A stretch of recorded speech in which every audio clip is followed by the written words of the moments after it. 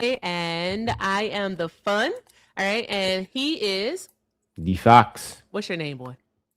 You're going to get this right one week. I promise you, you will. We're going to I start just doing said it. dress I'm the rehearsals. facts. But That's my what's your name. name? Oh, facts Hector. We'll get it right one of these weeks. But yes, guys, thank you all so very much for being here today. We have a lot to cover, and that is not an understatement. I literally mean we have so much to get through. So, with that being said, y'all, thank you again so much for being here. We're going to get right into it because there are a few things that we do want to let you know about, but also, there's like some news that's happening, while we're going live. So, one of the things that did happen this morning is that they voted on and passed the War Powers Act. The War Powers Act is that 900 billion, like $901 billion budget for the Defense Department. And so I know it includes a 3.8% raise for our military. And I'm like, that's not bad. But the main thing that it includes is some pressuring. All right. It includes some you must do this in order to get the money type stuff. Pete Hegseth, Secretary of Defense, has to release the video for the September 1st attack on the Venezuelan boat, the Double Tap. He has to release that, or else I guess they can't get the money. All right, have you heard anything about that, Hector? No, I have not. Yeah.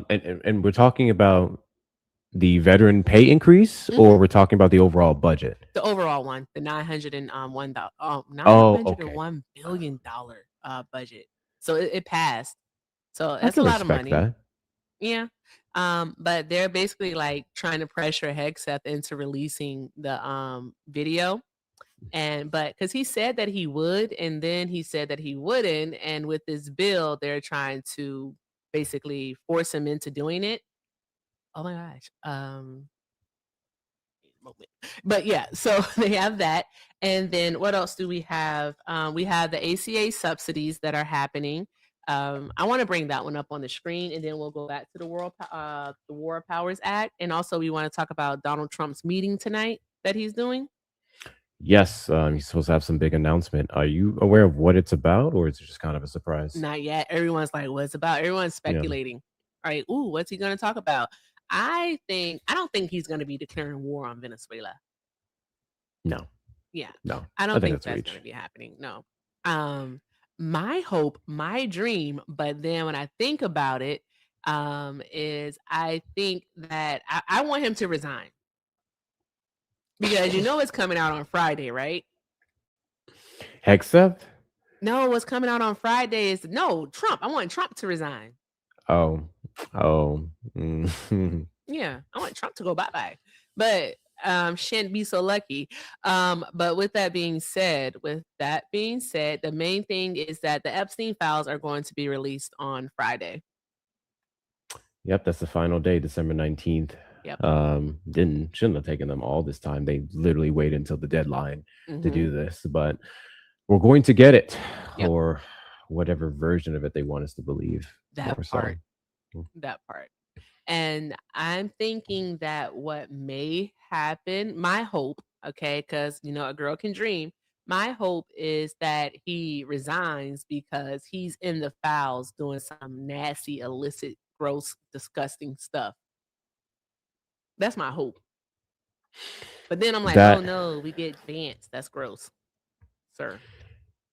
I've thought about that often because it's been an argument made that Mm-hmm. yeah, we want Trump out, we want Trump out, but I don't think a lot of people realize at this point in time what that actually would mean. Yeah. Um, I think to Mm-hmm. some degree, we're kind of being held back from the floodgates being open with Trump because he's old, decrepit, and barely hanging on, versus JD Vance, who's young, fresh, and He's very so much young. willing to get it all going. So, in the strangest and still most horrible way, I do think we're somewhat protected Yeah. by Trump being there Exactly. versus Exactly. yeah. So that whole thing, like, because JD Vance is only like I think like 43 or something like that. He's Mhm. super young. Like I could have went to school with this guy. That's how young he is. And it's oh my gosh. I can't imagine him. being president, I'm pretty sure they definitely put in like a third term amendment, and then like all of a sudden he's a king for real. It just be so bad. I don't want it. I don't want JD Vance at all. I don't want him at all. We don't want that. So Trump's not resigning, guys. It's just literally a pipe dream of mine. Okay. Because the other side of that is a nightmare. Okay. And I don't want that nightmare. All right. I've already made it through 2025 thus far. You know what, Lord, I'm tired of being one of your toughest, strongest soldiers. I want a soft life. Anywho, Do you think by any chance that the announcement tonight may have something to do with quote unquote Trump RX? oh God, no, please, because the okay, so let's go into that. All right. So the House is voting on Mike Johnson's basically his health care plan today at like 5:30 Eastern Standard Time. So literally like in 3 hours almost. And so they're voting on that. And if that passes, then it would make sense that his announcement tonight would be about Trump RX. Mm. And which would kind of piss me off simply because it seems very, very planned out. You know what I mean? Super planned. Now, the question that I have for you, because I hope that you would know more than me, because I haven't had a chance to read up on a lot of his healthcare plan. But when it comes to the votes, do they need to have a supermajority to pass it or just a majority? To my knowledge, I believe they would need a super majority. Oh, okay. But All right. So that's honestly, mhm, don't even quote me on that one. But I want to say yes, they would okay. need a super majority So from that what I saw is going here. to be interesting. Because we had the one that failed. They needed 60 votes for that, and that's when we saw. That's in the We'll get into that Senate. in a bit. We're talking Right. about the House. The House, no, No, I don't think so in the House. no, they just have to vote for it. So whoever Uh, votes for it, votes for it. Then it goes to the Senate, and then the Senate, if they get the super majority there, then they'll be able to pass it. Okay, and that would be still a tall order on the Republican side, but it would be. we do. But today, something did happen. It's like good news and bad news. Okay. I do want to go into more detail, but we only have but so much time. Guys, it's a lot of information today. I'm just gonna let y'all know that it's a lot today. But with the ACA subsidies. Hakeem Jeffries introduce a discharge petition today, and surprisingly, 4 Republicans, 3 from Pennsylvania and 1 from New York, did go against Johnson's wishes. And what they did was they actually voted in favor of it, giving it the 218 votes needed to actually move forward. So they're forcing a vote on the Affordable Care Act subsidies that are expiring at the end of this year. And you know what, guys? When we tell it to you like that, it sounds like a great thing, right? It sounds great. Like, oh my God, they're going to vote on it. No, they won't vote on it until January. Yeah. So they won't be voting on it until January. So that does mean, in fact, that millions of Americans likely will be experiencing a premium increase, an exponential premium increase at the end of the year when the subsidies expire. They'll vote on it in January because please note that the continuing resolution that was passed in November to end the government shutdown does expire January 30th. So we don't know if the vote is going to be early January or if it's going to come late January. We don't know yet. What we do know is that they are going to have to vote on it. And one of the Republicans, I believe it was Fitzpatrick. It was either, I think it was Fitzpatrick in the House. He's from, I wrote it down here to make sure I got them all correct. Yeah, Fitzpatrick is from Pennsylvania. He basically said that what he wanted, he didn't want his county to be held hostage, is what he said. He didn't want it to be held hostage because the House Majority Leader Mike Johnson wanted to put blocks in place, is what he said. Actually, I can get the exact quote at what he said. I just have a gazillion windows open. There we go. So let me make sure here. I do want to say, Hmm. I'm actually happy to see this. I hope it's utilized more. Discharge petitions are the way to go in Congress. We have so much red tape and just nonsense happening from the GOP side that tries to block important piece of legislation. I like that they have the option of getting that discharge petition to force them to definitively say, we want this or we don't.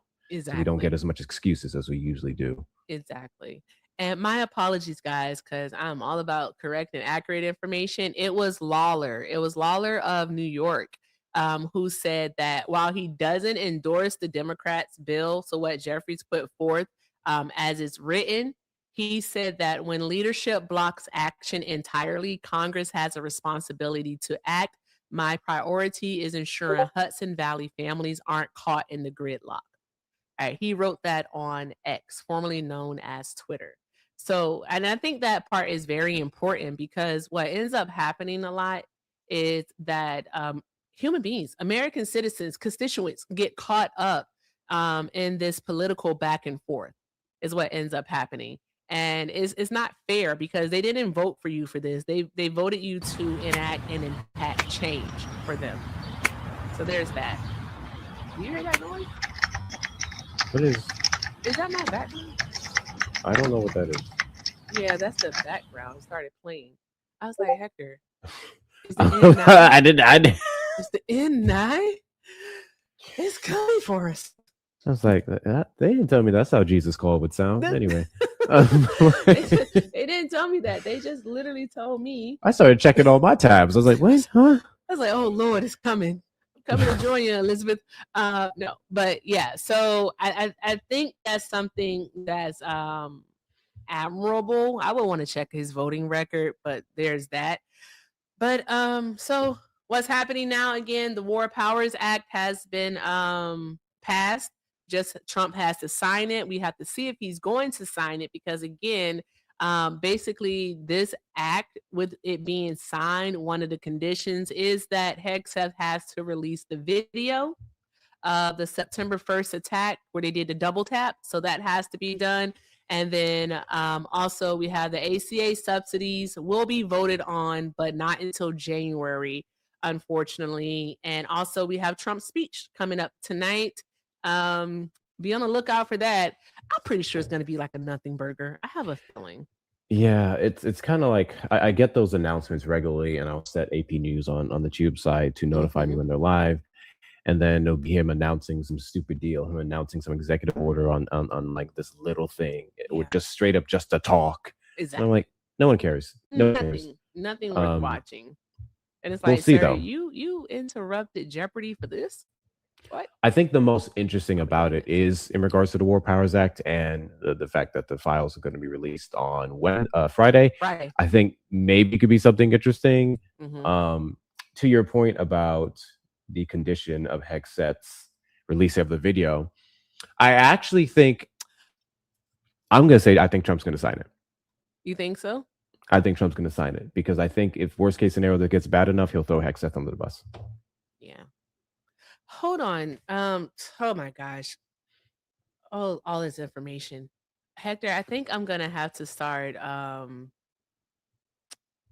about to become a crazy person. Okay. Give me 2 seconds. 2 seconds. It's two different things.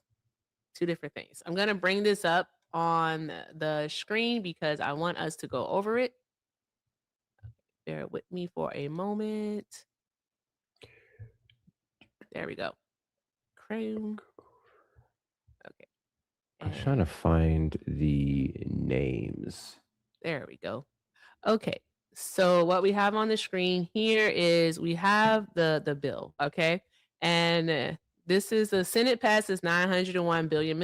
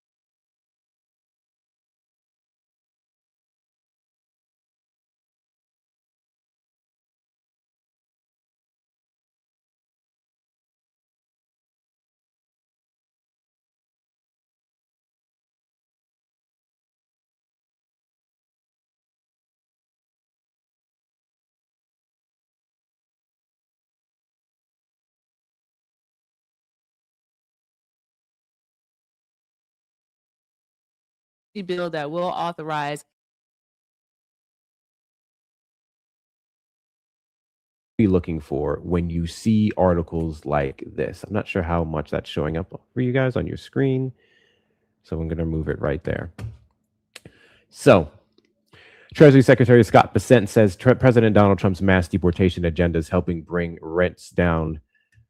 I feel is that proper English? Rents down. No, that's not. It should just say rent. Yeah, that's what I'm. Yeah, It shouldn't be plural. bringing rents down for working and lower middle class Americans. There's strike one, but I digress. Last month, apartment rents fell 1.1% compared to the same time last year and dropped 5.2% compared to the same period in 2022 when rents had peaked. So I want you guys to notice the wording here. We saw this used when it came to encounters at the border.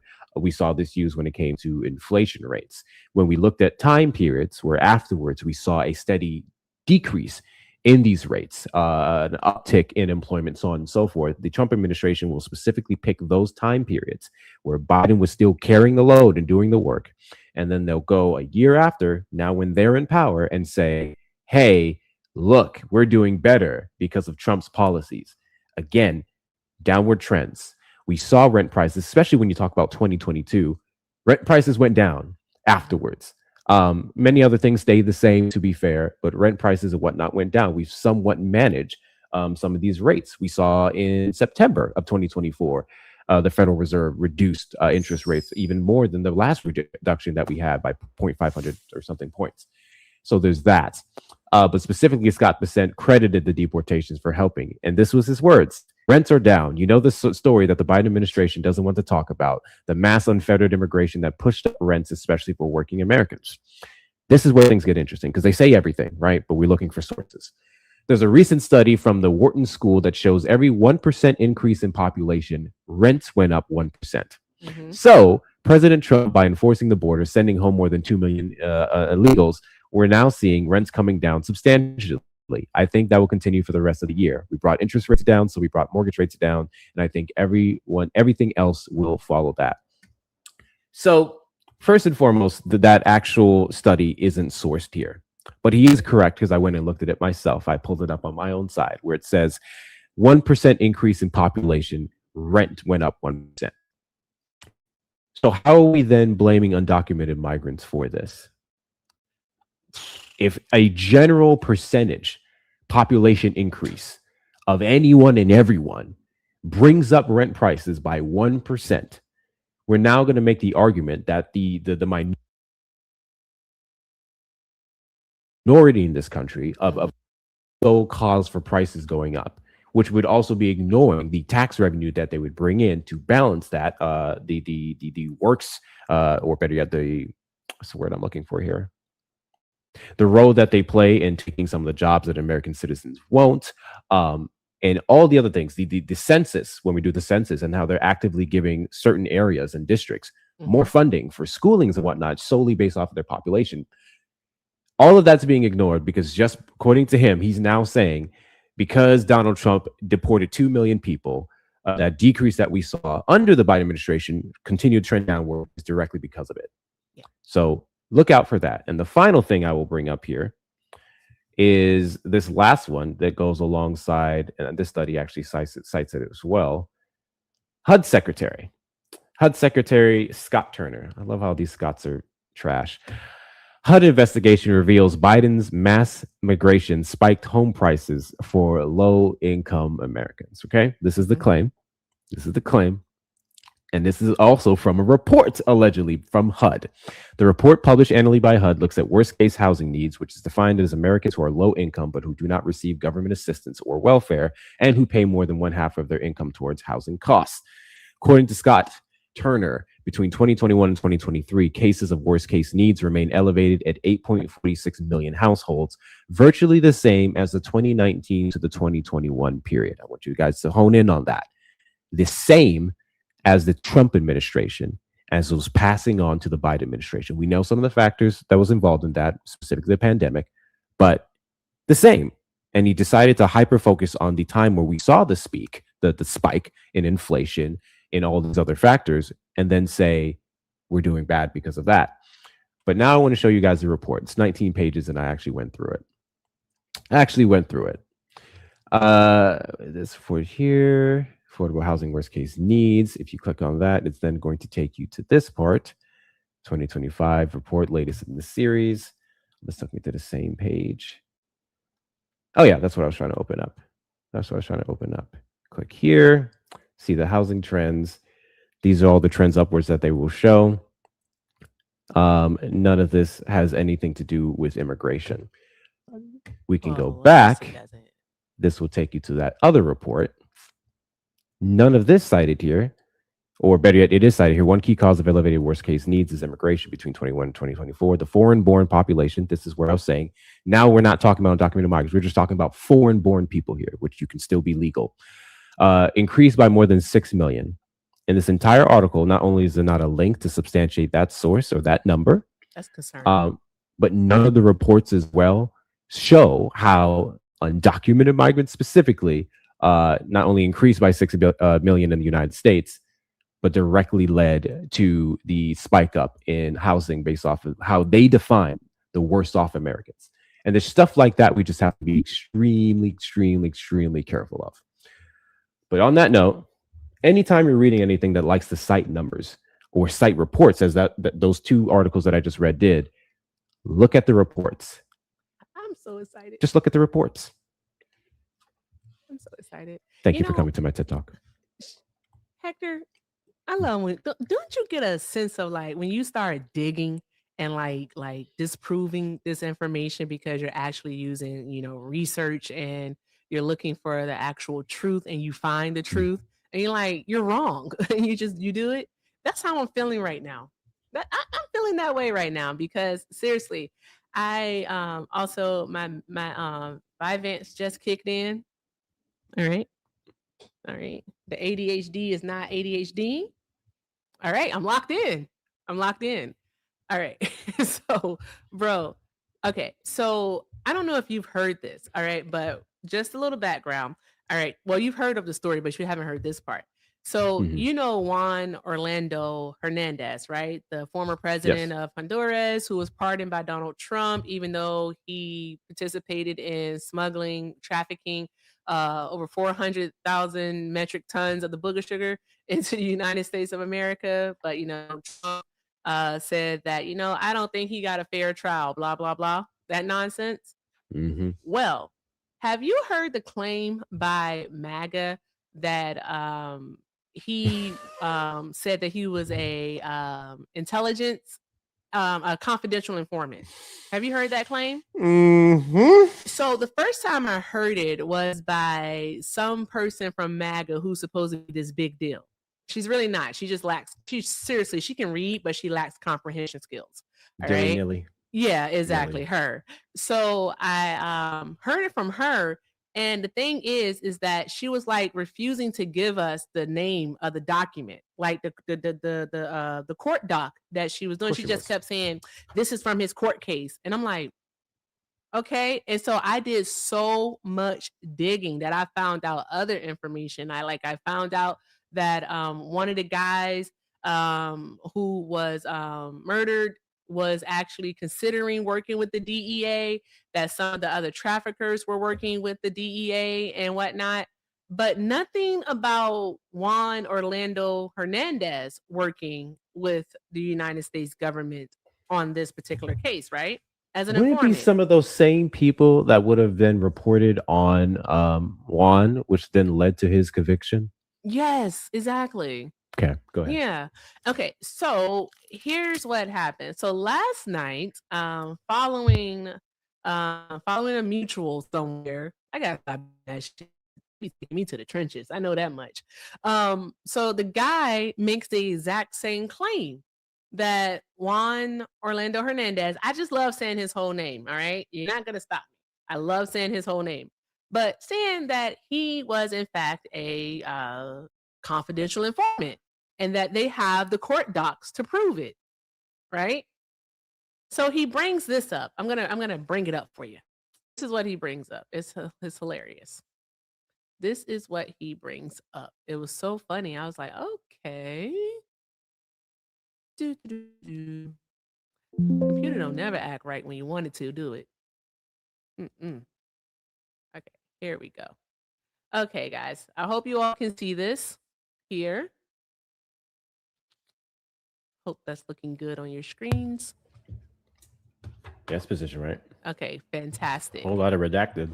It is. Oh, well, this document is redacted. And the reason why this document is redacted, guys, because this information did include confidential information. It did. It did include info, all right, that is protected, by what is it called? What is it called? It is called the Confidential Information Protection Act, I believe it is. So, yeah. So Classified Information Protection Act is what it is. Okay. So here we go. Here we go. CIPA. Oh, let me go back to it. So here's the thing, guys. This is what he brought up. It's page 13 of this. Okay. It's page 13 of this. And this is what it says. It says, similarly, quotations, a criminal defendant's right to present a full defense and receive a fair trial does not entitle him to place before the jury evidence normally inadmissible. End quotation. United States versus Byfield, semicolon, Wilson, then parentheses, affirming district court's ruling that the defendant could testify to the fact that he was employed by various U.S. intelligence agencies and participated in covert operations, but was precluded from describing the details of those operations.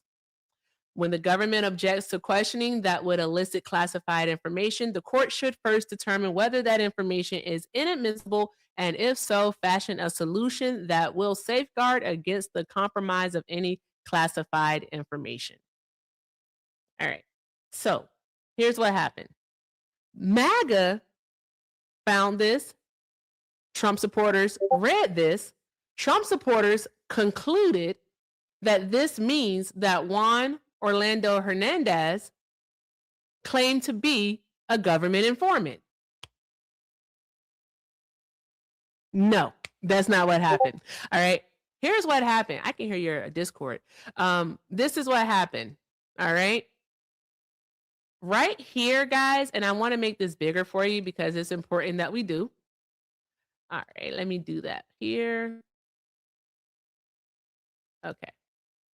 And I'll do this. Maybe it might be too big. I'm not sure. But this is very important, guys. Let me exit out of this for a moment. Okay. So let me see. I have to make sure that everything is right. Can you guys see it on the screen? Okay. Can you see it, Hector? Okay. So, guys, here's the thing. And I had to research all of this. All right. So you see this right here. This is literally the case. This is a case right here. All right, Wilson. All right. These are the docket number and all that stuff. This is actually the page number 2 right here. Okay. Now we have parentheses. All right. These parentheses, all right, are basically summarizing what the U.S. Attorney General is referencing, is what it's doing. It's summarizing what is referencing. All right. It's referencing the fact that in the Wilson decision, all right, that the district court's ruling, all right, that the defendant could testify to the fact that he was employed by various U.S. intelligence agencies and participated in covert operations, but was precluded from describing the details of those operations. So what it's saying is that the defendant in that case could say, yeah, I was a confidential informant for such and such agency, but the court ruled that he could not testify to the information that he provided or that he was given. So there's that. That's what that is doing. You know how I know that? Because I looked up the case. Because I know how to critically think. There's that. All right. I know how to critically think. Are you saying you not only read, but you comprehended the information that was available? Yes, I used that comprehension skills. Yes, it's the comprehension as if they go hand in hand. That's crazy. So this is for all of our mutuals. If you are watching, the next time they bring this nonsense up, you throw it right in their face. All right. You throw it right in their face, okay? So Edwin P. Wilson, all right, this was his appeal. This is the case right here. You see? This is the case. This was his appeal. He was appealing his conviction, all right, of attempted murder, criminal solicitation, obstruction of justice, tampering with witnesses, and retaliating against witnesses. All right. What he was appealing, because it says here, his sole contention, all right, is that the court erred in precluding him from proving in detail his alleged participation in certain classified intelligence and counterintelligence activities of the United States. That's what it was. So literally, this was literally a summarization. They were summarizing what he said. That's all that they were doing. It was just a summary, guys, right here. And you know how I know that it was a summary? Because I looked up what does it mean when you use parentheses in court documents. Boom. So we went to law.cornell.edu and we found out. So in rhetoric, a parentheses or parenthetical phrase is an explanatory word or phrase inserted into a paragraph to help explain what precedes it. I'm so happy, Hector. I'm so sorry, guys. I know you guys are watching this and you're like, why is she so happy? It's because they're stupid. And I said it out loud. They're stupid.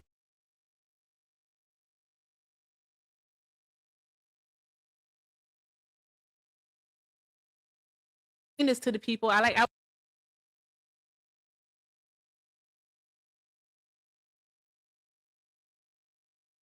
That we have what did they say? Oh, dude, what? And then another young lady was like, he was the president of a country. Of course, he worked with the United States, and that makes perfect sense. He was the president of Honduras, a country that we work with. All right. He presented himself as a person who was extremely anti-drug. All right. And that he was extremely against trafficking, narco terrorism. He was against all of those things. So, of course, he worked with the United States. He even spoke with our president. Okay. Like, what are we doing? Like, he spoke to Obama and he spoke to Trump because those were the presidents during his terms. And so, with that being said, of course, he had information that could be considered, what can I say? That could be considered confidential, classified. All right. And basically, the attorney general in this pre-trial motion, okay, this pre-trial motion was saying that this information is not pertinent to his case. So there's no need for him to divulge it.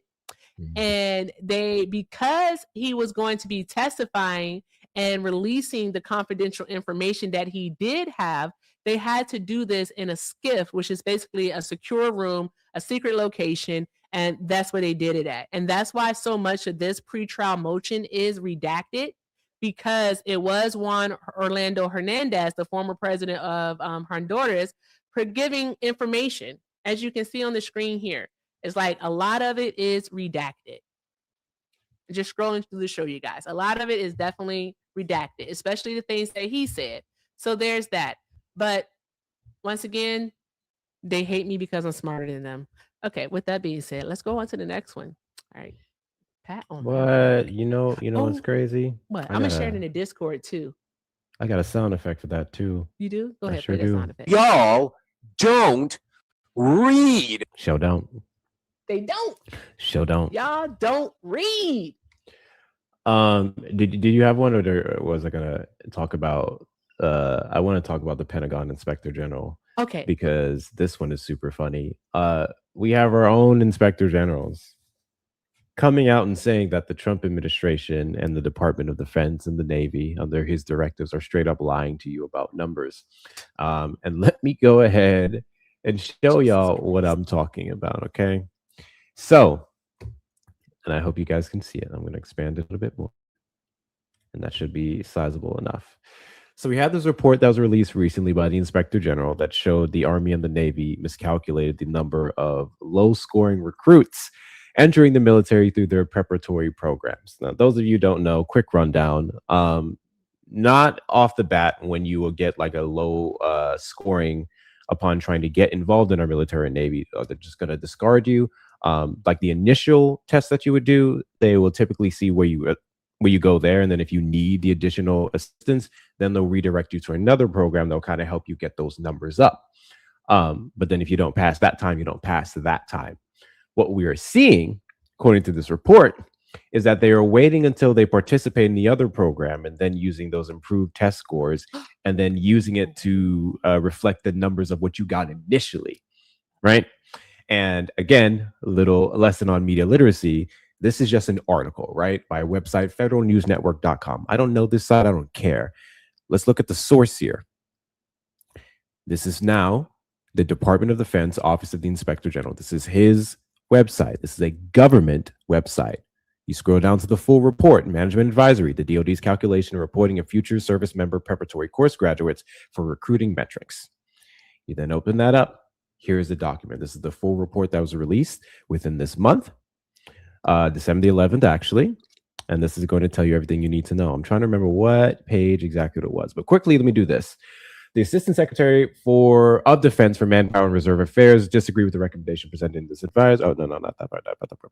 Section 520, Title 10, United States Code, USC 520, limits the number of enlistments or inductions of Category 4 applicants with the Armed Forces Qualification Test between the 10th and 30th percentile to 4% the total number for each military services active duty sessions. According to USC 520, the military services can exceed the 4% limit with approval from the Secretary of Defense. The Secretary of Defense must notify the Committees on Armed Services of the Senate and the House of Representatives within 30 days of the authorization. Moreover, if a military service Category 4 enlistments exceed 10% of its active duty sessions, 10 USC 520 requires that the military service establish a statutory mandated future service member preparatory course for all Category 4 recruits. It's a lot of words, But now you scroll down, and it's going to go ahead and tell us here. Although the Navy's FSPC effectively prepared participants to meet or exceed the DoD's minimum enlistment standards, the Navy did not accurately calculate the number of Category 4 enlistments in accordance with USC 520. Specifically, according to Navy Recruiting Command officials, when they calculate the number of Category 4 enlistments for the fiscal year, they deduct the number of FSPC academic skills development program recruits who improve from Category 4 into other categories from the total number of Category 4 enlistments. I'm going to kind of skip through this, guys. Once again, it's a lot of specific stuff, and I know the average person doesn't know what a lot of these fucking terms mean. We reviewed data provided by Navy Recruiting Command officials and found that as of March 31st, the Navy exceeded the 4% limit when calculating enlistments. Specifically, as of March 31st, of the 24,388 enlistments for fiscal year 2025 were Category 4. However, according to officials in the Office of the ASD, the Navy neither requested nor received the required approval from the Secretary of Defense to exceed the 4% limit of Category 4 enlistments in the FY 2025. And it carries on about other information, specifically about the Navy, the Army as well, outside of the Navy. Because when you do these things, you would need additional approval from Congress. And we know when it comes to this administration, they don't want to go through Congress for shit, for nada, for nothing. So they're now just doing internal affairs and making sure that those numbers reflect what they want to boost up numbers. Another concerning thing about this report, it's showing that we have a bunch of mediocre men who are unable to pass the test, who are then been giving a way out to get into the military, despite the sign-in bonuses and everything else. And they tried to use this argument when, and this wasn't even a Biden administration initiative, but we saw some of the test scores be revised to be more adequate for women, because it wasn't just about physical strength and readiness, right? It was also about mental capacity and everything else. The Biden administration spearheaded ensuring that we weren't just solely taking into consideration physical body strength, because there's so much more that goes into our military than that. And then Pete Hegseth said that it was a failure. So they revised the hell out of that, now saying if you're a woman and you want to be in our military, you want to be in our Navy, you want to be in our armed services, you have to meet this requirement. But then when it comes to men who can't pass it the first time, we're giving them a leeway. We're giving them a pass. And I just feel like that's the complete opposite of this merit-based BS that they've been pushing out since January the 20th. So Trump administration doing what they does best. Fuck women and everyone else despite their other qualifications, But you best believe if you have a PP, we're going to ensure that we get you in there solely based off of that one thing. Pretty much. Yeah, so they keep lying. That's like the same thing they did with ICE, isn't it? The ICE agents. They were lying about them meeting the standards. Yeah. So Hmm. there's that. They're not. They're Yeah, they're not. not They've meeting the reduced standards that at all. shit so much. Anybody and everybody can become an ICE agent now. Exactly. I don't know. I don't. Oh God, it's they're just letting all the deplorables in. They're letting all the deplorables in. I don't necessarily have much to say about this one. It's clear cut as day that they are not merit based. They never were. They've gone from nepotism to basically not even nepotism because it's not even about who you know anymore. It's just simply a biased system where as long as you're a male, you can get in. Doesn't matter if you can pass the test or not, as long as you can get in. That's it. They don't do dude, they're not even passing background checks and they're letting people in. Hey, Erica, do you think there may be a correlation between,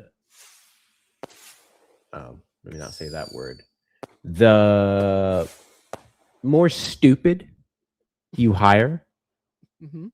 the easier it would be to get said stupid people not to question certain Yes. orders? Yes. Seriously. No, literally, I honestly think that is why that is why a lot of those people are Trump supporters because they don't question authority, they don't critically think, they don't ask, they're not inquisitive, they don't ask questions. That's why they do a lot on emotion. Hmm. They're not pragmatic at all. Like not at all. That's why things are so black and white to them because they can't read between the lines. Yeah, it's bad. It's really really bad. That's why I say they're in a sunken place, and it's easy for them to get there too. What do you I hear? just saw something concerning in the chat. And I was just looking it up, and yeah. Wait, there's more.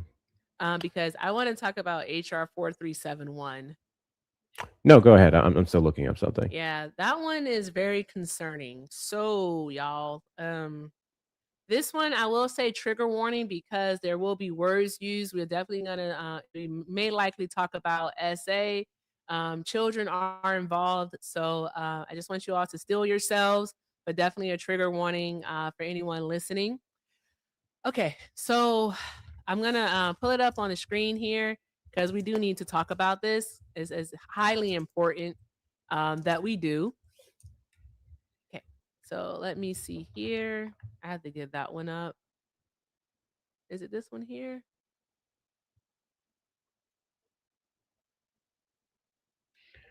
There we go. Okay, so this is HR 4371. All right, HR 4371. I'm going to keep repeating it because I want you all to make note of it. Because before we even start, I want you, all right, to be prepared to call your senators. Call your senators and tell them, all right, to amend this or to vote no. Right? One or the other, but it cannot pass through the Senate like it did through the House as it is. All right. So again, HR 4371. All right. I believe what are they calling this one? Let me make sure. They're calling it like the Kayla something. Kayla Act. I can't remember. Oh yeah, the Kayla Hamilton Act is what they're calling it. Kayla Hamilton Act. Okay. So what this basically is an extension of the William Wilberforce Tracking Victims Protection Reauthorization Act of 2008 is what it is. It's basically expanding on how they handle their efforts and what it is they do to combat child trafficking. And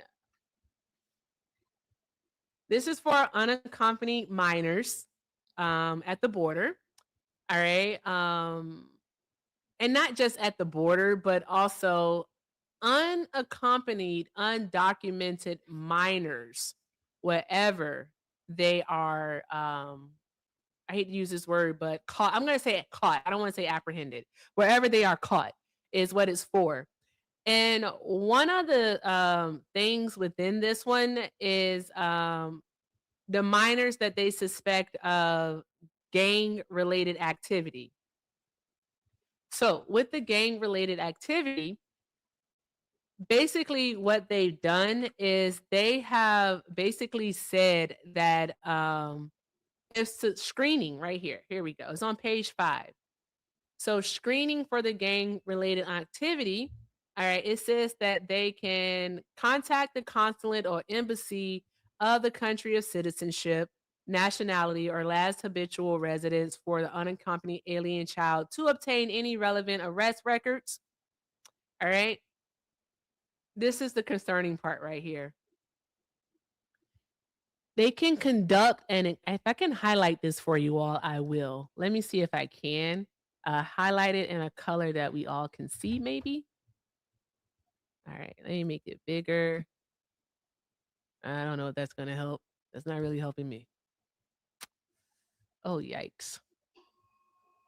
Hector, this one's tough because it's a lot, bro. I swear I have it in streamer mode. Just literally saying it's enabled. I mean, hold on.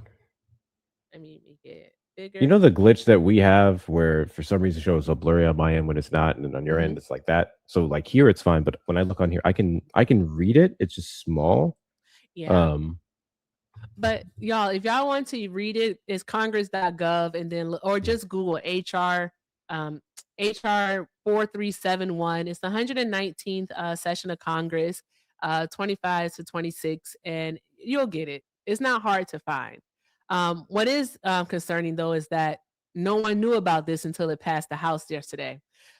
So basically, what it allows for is they can conduct an examination of the unaccompanied alien child to determine if such child has any gang related tattoos and other gang related markings.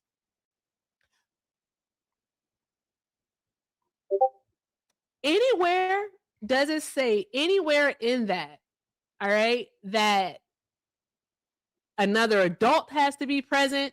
Does it state where they can check the kids? Does it say any of that? No, it does not. It literally just says that they can conduct an examination of the unaccompanied alien child to determine if such child has any gang related tattoos and other gang related markings.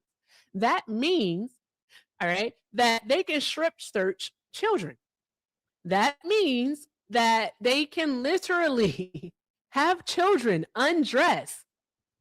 Children, 12 years and older, kids, those who can't consent. Children do not have the ability to consent, but they can strip search them. And these would be performed by the same less vetted anybody and everybody ICE agents? Exactly. Exactly. That's the next part. That is the next part.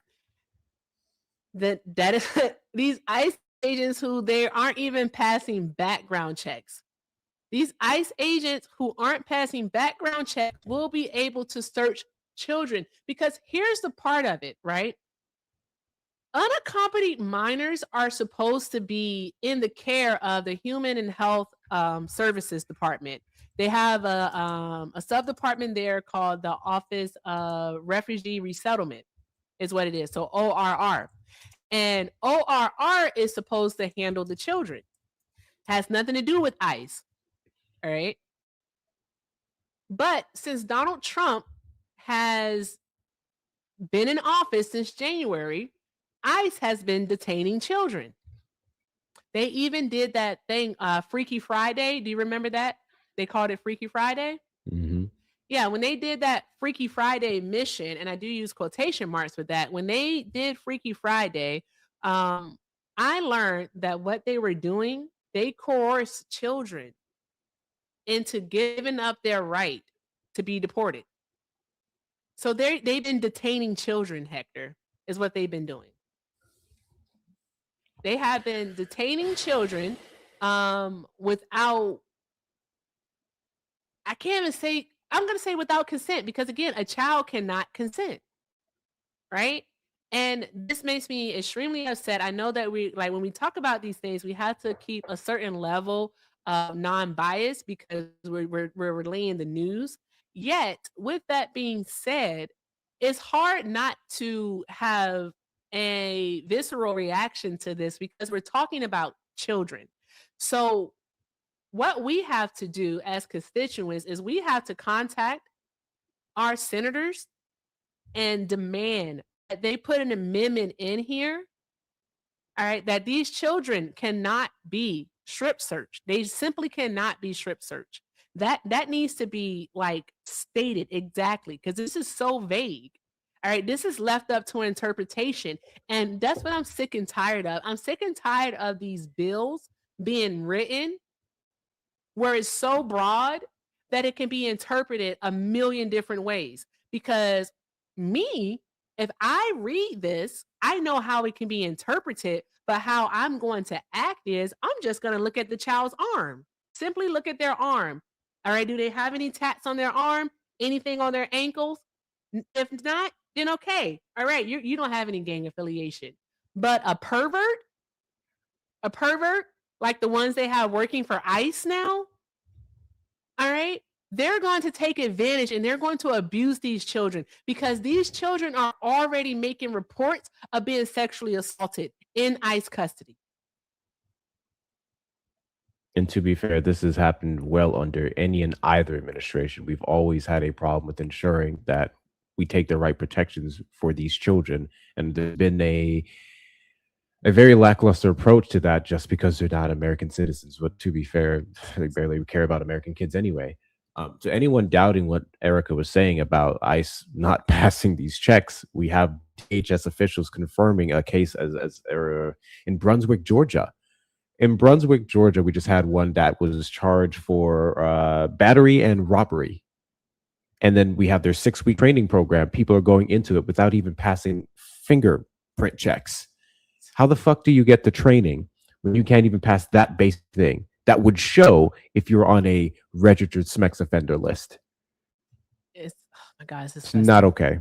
And then we have to think back to, remember Kilmar Abrigo Garcia? Remember him and what they did? They put up his tattoos, and they put it on a billboard, a placard, and they were like, these are his gang tattoos. When they literally photoshopped it, right? They photoshopped it and they lied to the American public. So I'm supposed to trust that the same people who lied to us about gang affiliated tattoos aren't going to lie about markings on children?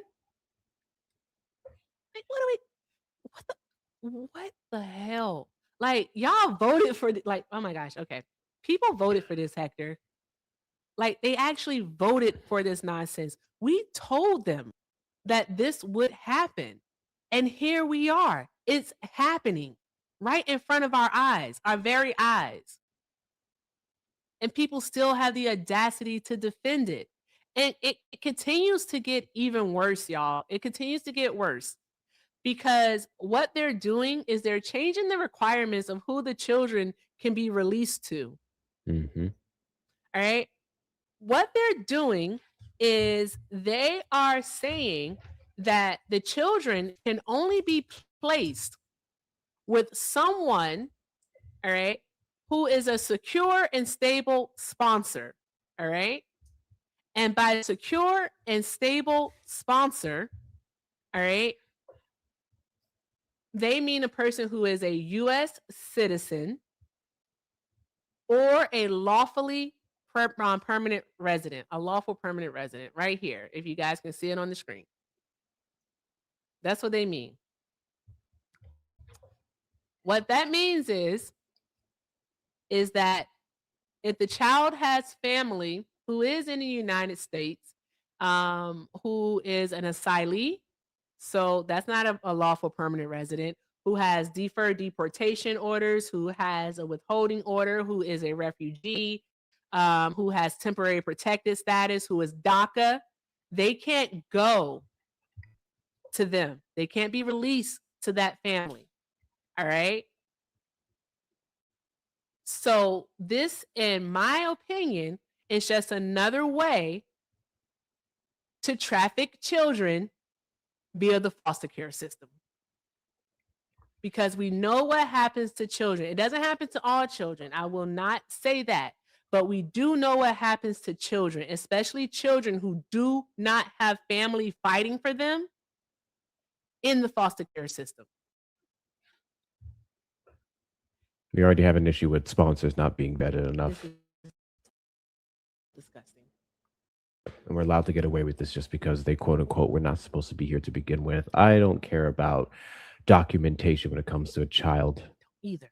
I really don't. Not enough money in the world or fear mongering in the world that could make me give a fuck enough about someone's papers to determine if they are afforded equal rights in this country. Nothing. Absolutely nothing, especially when it comes to children. And then here's another part of this that's very concerning also. All right. Is that they're going to supposedly run background checks on who the child will be placed with. They're going to be doing that. But one of the provisions is that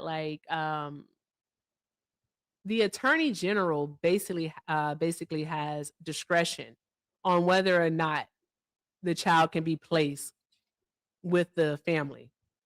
And this part right here, number 11, is concerning. It says any other criminal offense as designated by the attorney general in the attorney general's sole and unreviewable discretion. Sole and unreviewable. That means that if you have, I don't know, you got arrested 20 years ago for a traffic ticket, she can say, you know what, they can't go with you. Literally, like the AG's office can make that decision, Hector. We know people have been popping up at individuals' doors for criticisms of Israel. We know it's been happening in regards to posts about Charlie Kirk. So y'all really need to be careful about some of the stuff you'll say on there. But imagine that. And we know for people abroad, I'm not sure if you saw this, Erica, but they are now trying to make checking your social media history Yes. for 5 years as a part of your like whole visa requirements. So they can now check your social media. And if you said something along the lines of what is going on over there with America, this orange guy is this and that, they can use that to say you don't get to come to the United States. Jesus Christ. They're also supposed to be like tracking flight records and whatnot for people. So passenger manifests to see like who's on flights and whatnot. So they're supposed to be doing that. And what the hell? Hector, here's the thing. What's happening here is that these detainment centers are being turned into concentration camps. These people aren't going to receive due process.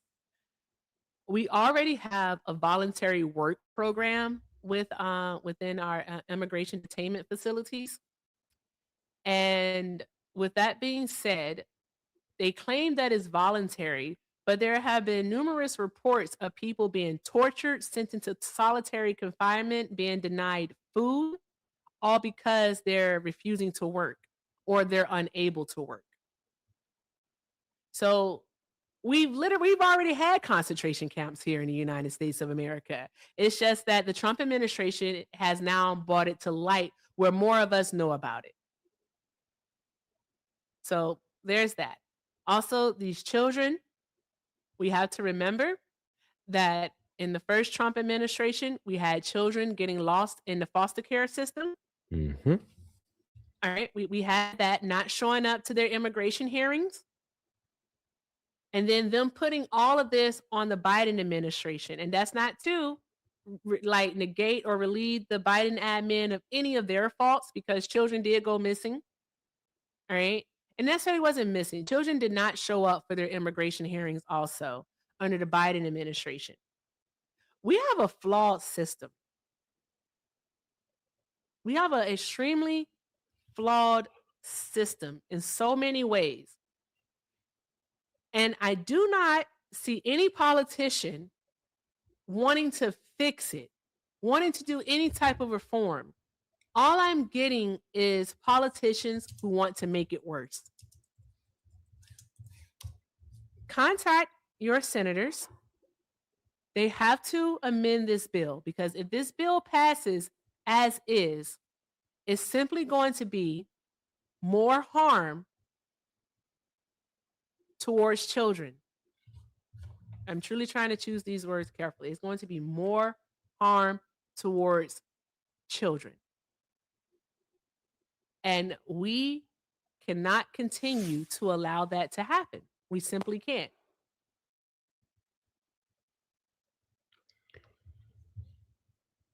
What the fuck do we do, Hector? What do we do?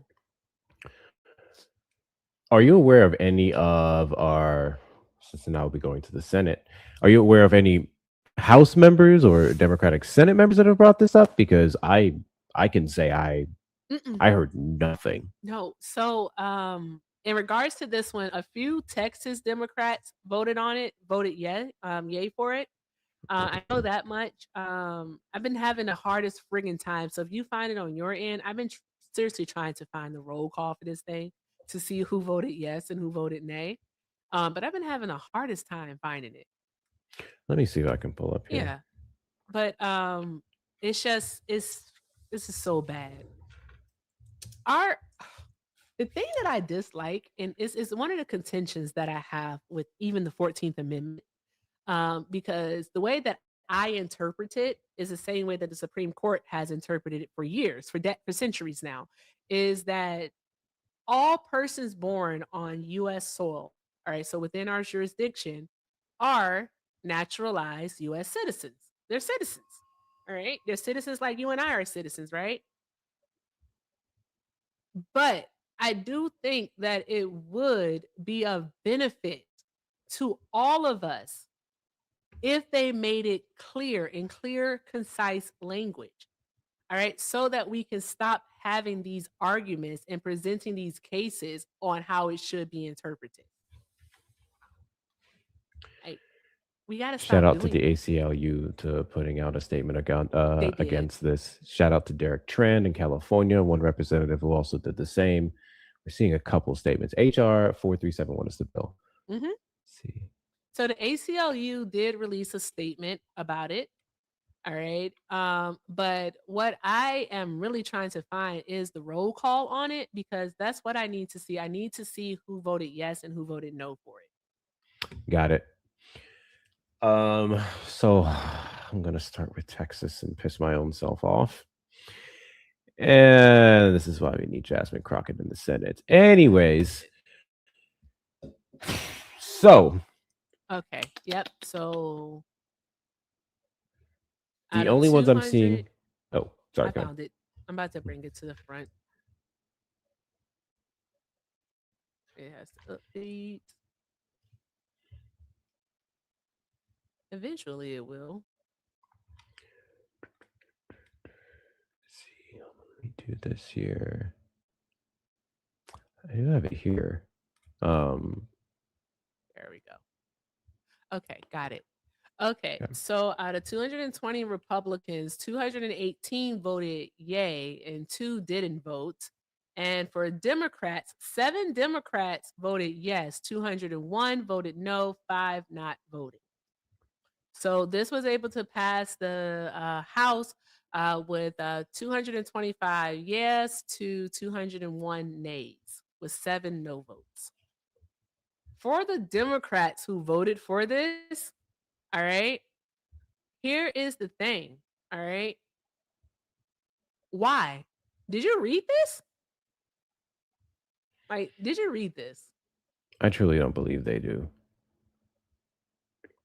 Let's see. I really don't. We have Davis out of North Carolina, Collier out of Texas, Gillen out of New York, Golden out of Maine, Gonzalez out of Texas, Gray out of California. That's surprising. And we have Perez out of Washington.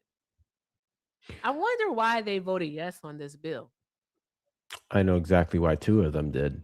Vicente Gonzalez and Henry Cuellar are 2 of the most mediocre congressmen, allegedly Democratic congressmen on our side of the aisle that I have ever seen. They voted on every single GOP damn bill. Basically, yes. Reminder that Henry Cuellar, and I talked about this yesterday, was the guy who was just pardoned by President Trump last week. for bribery, conspiracy, and money laundering. He was fully pardoned, him and his wife, by the Trump administration. And then Wow. Trump got pissy about it and decided to go rant on Truth Social, where seconds after his pardon, he went and registered again for the Democratic elections next year in midterms. There you go. So, Because that's the guy that he pardoned basically the Sunday right before the deadline, wasn't it? Oh my gosh. Right before mhm. the deadline. Yep. I hate it here, Hector. Pardon this nut job, and he goes right back to try installing the GOP agenda on children. So, that's Texas for you. This is supposed to be the party that protects children, right? But they seriously are the party of pedophiles. Okay? These are child molesters. That's what they are. They're child molesters. I don't care what happens when I say that. I am so freaking serious. That's what they are. All right. These people do not care about children at all. All right. They want to do nothing more, in my opinion, than to cause harm to children. And people keep voting for this. Like, how do you? I really wish we were a more politically informed nation. I really do. I really, really do. And I know that the burden of knowledge can be great, Hector, but I really wish that the everyday American was simply more informed about what is happening within our nation, within our government. Because then maybe, just maybe, they'll make better informed decisions. Decisions, not decisions. This is exactly why I so aggressively push for content on this platform and others Yeah. that post about media like this. Independent media is the only move going forward. CNN's not talking about this. I haven't seen anything from MSNBC talking about this. NBC, like the biggest Nothing. networks, the CBS one that I occasionally have here that's local, is not talking about this. Oftentimes, I learn a lot of valuable information about the intricate details of what's going on from this platform, from many of my favorite creators. You guys hear me talk about them all the time.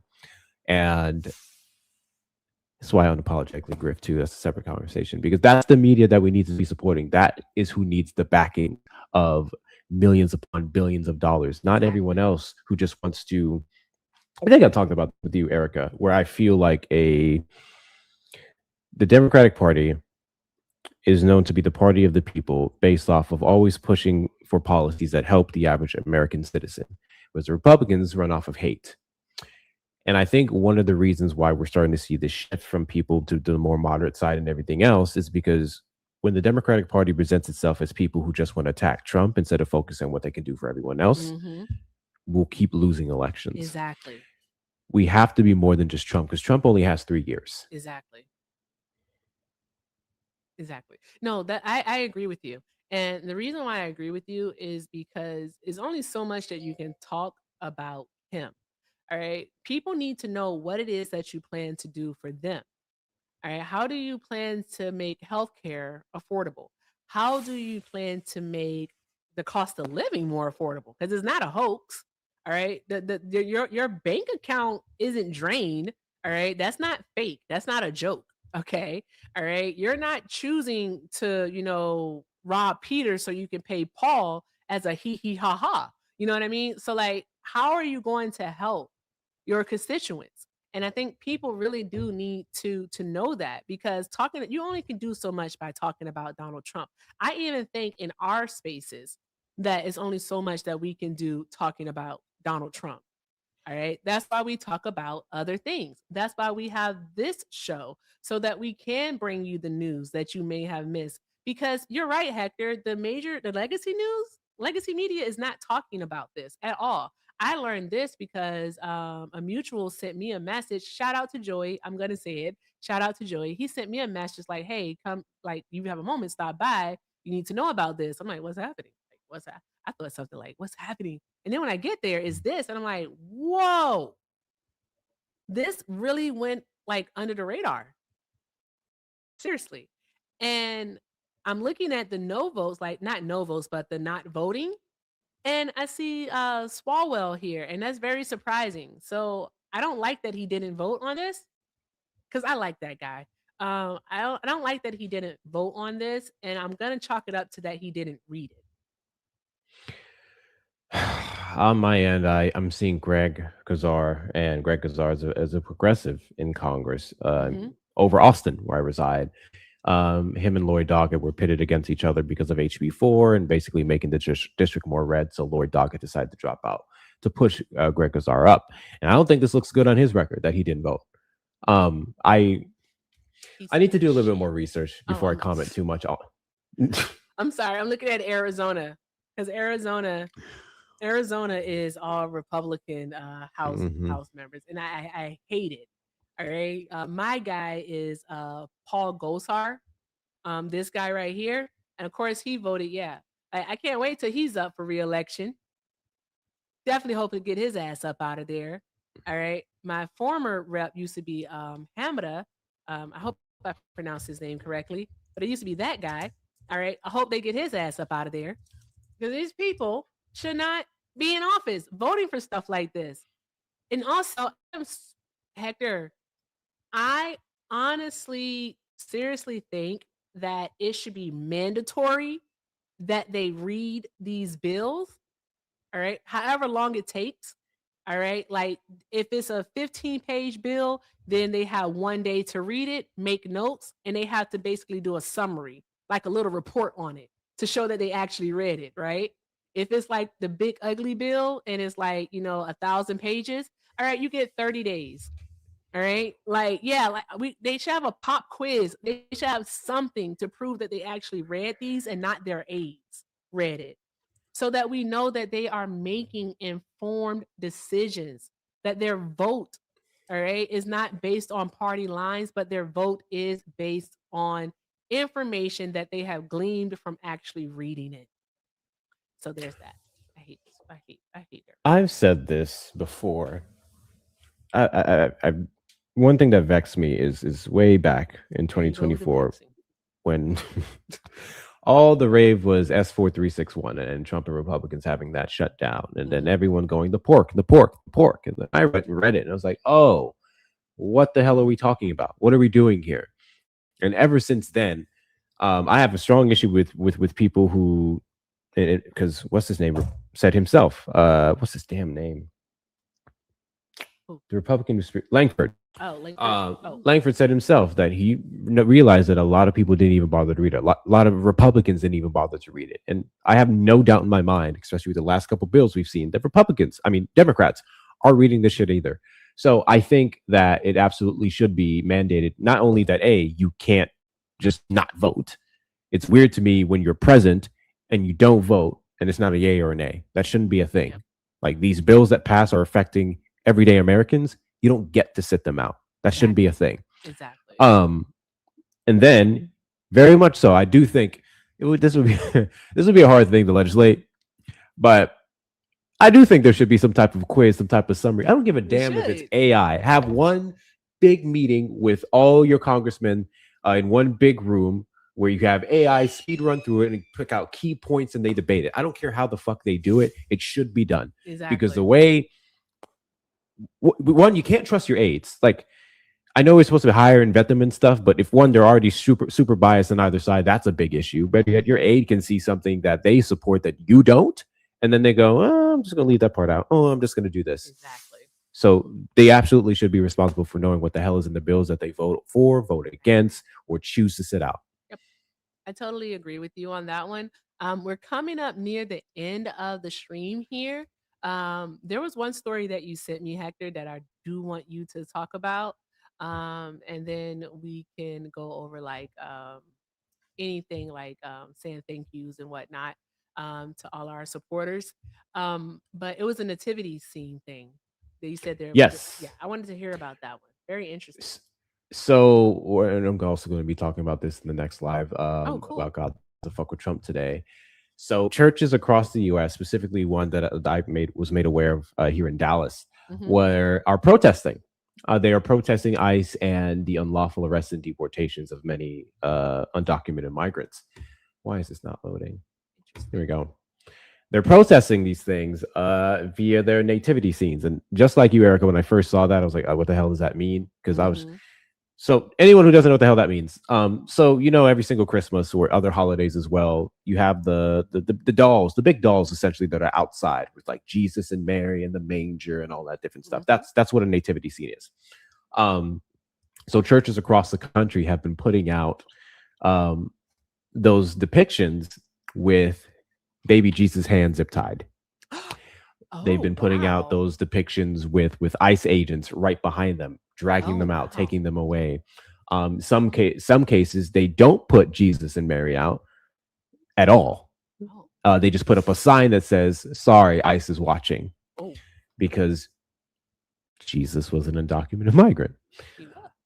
And DHS didn't like that. They didn't like that at all. They got real pissy about it. Real pissy about it. And they put out a statement for these people, and that's what was put out. And let me go ahead and find it here. Trisha McLaughlin specifically. Not only is this nativity scene offensive to Christians, but it is also depicting something that never happens. ICE does not zip tie infants or children. This demonization of law enforcement is contributing to a more than 1,050% increase in assaults on ICE. Get a grip and seek help. I want to talk about really quickly this whole alleged claims about assaulting ICE agents. First off, it's absolutely true. ICE agents are being assaulted more. There's no denying that. I'm not going to excuse it. What I will say is that they're leaving out the parts where ICE agents are actively fucking people up and then being attacked in kind. Did you see that they dragged a pregnant woman? Did you see that? Literally, dragged a pregnant woman. That is disgusting.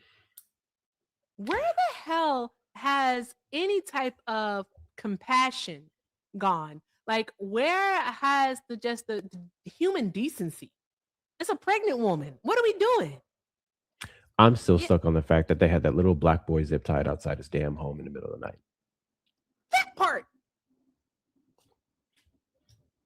That still bugs the fuck out of me. I'm so sorry. Like, I'm so sorry. Federal agents going around masks, like they're masks. They have on masks, guys. We can't see their faces. All right. And they are basically kidnapping people off the streets, and people aren't supposed to react to that. We're supposed to be okay with that. You're not going to desensitize us to the point where that shit is okay. It's not okay. All right. I'm not upset at people reacting. I'm just not. I'm simply not upset at people reacting. All right. It's just like with racism. You're not gonna tell me how to react to racism. You're just simply not going to do it. So I don't think that we should be telling people how to react to the harm that's being inflicted upon them. We shouldn't be doing that.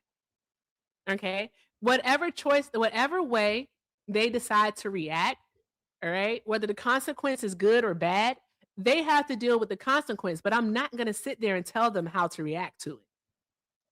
So do I feel anything for the ICE agents? I'm going to say it right here, right now. No, I don't. Fuck them. All right. You chose to do this job, and you chose to do it the way in which you are doing it, because there is a better way. All right. They don't have to be attacking people. They Ilhan Omar's son was detained. Mm-hmm.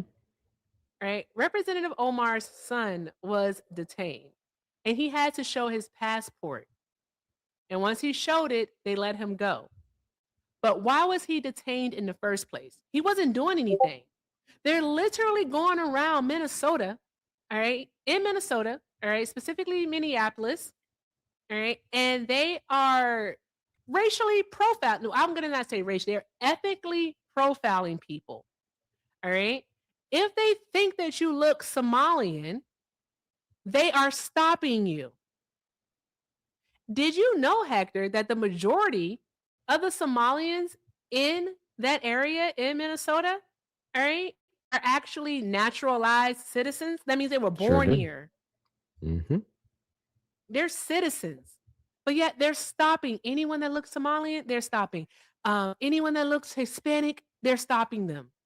All right. If you're speaking a foreign language and they think that is Spanish, they're stopping you. That's not okay. We should not be doing that. right? When we were talking about this prior to the election, we talked about stop and frisk. We talked about stop and frisk and how stop and frisk is a bad thing and Donald Trump is going to bring it back. A lot of people heard that they were going to be going after just black people. When we say black people, we mean people who are ethnically African American. But no, it basically means anyone who's not white. Okay. All right. If you are not white presenting, they are stopping you. And so much harm is being done. So much harm is just being done. I get really upset about this. And I know we have to close, but this is very frustrating because so many people are just being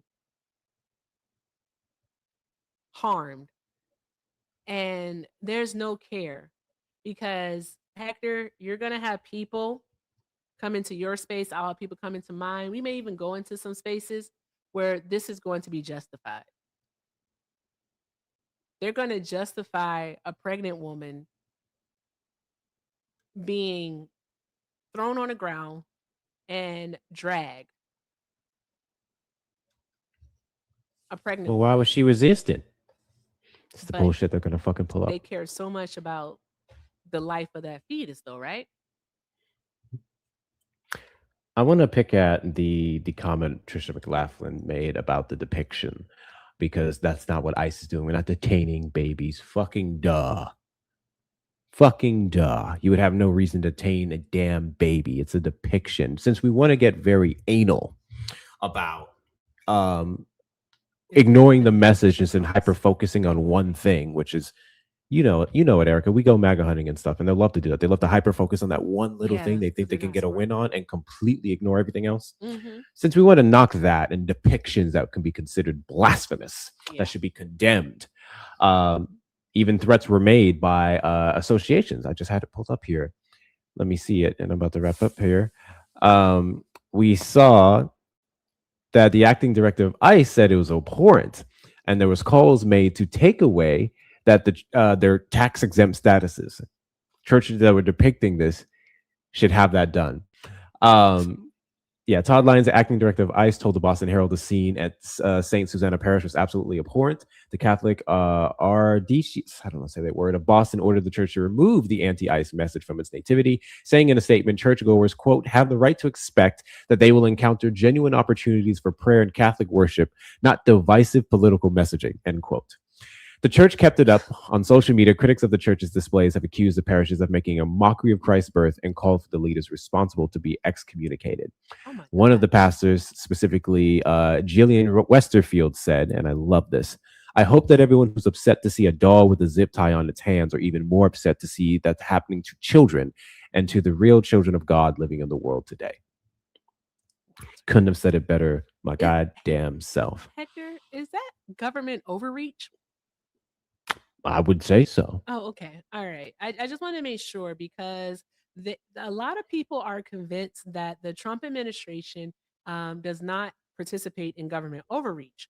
I just want to say exactly everything that they've done since January 20th of 2025 has been a overreach and, in my opinion, a violation of the fucking Constitution. Overreaching their own branches. Literally. But guys, we didn't even get to cover everything that we wanted. I honestly think that we could probably go on for like another hour, but yet we have two adults. I know that I do. I have to parent. So I do want to thank everyone for joining us today. Hector, are you going to go live immediately after this, or like should I send you a raid, or are you gonna stop and start? I need to eat, so I think I'm gonna stop and start. Okay, all right.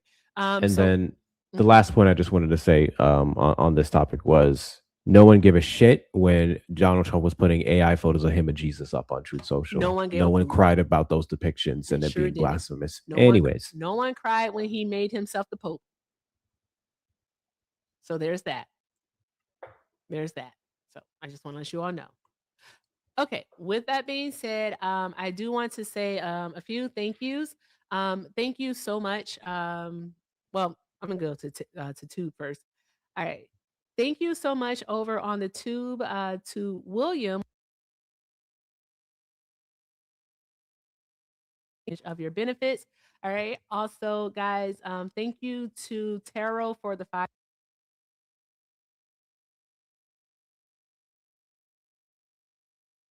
Stop. You already don't think it's a bad reason. Exactly. Mhm. Exactly.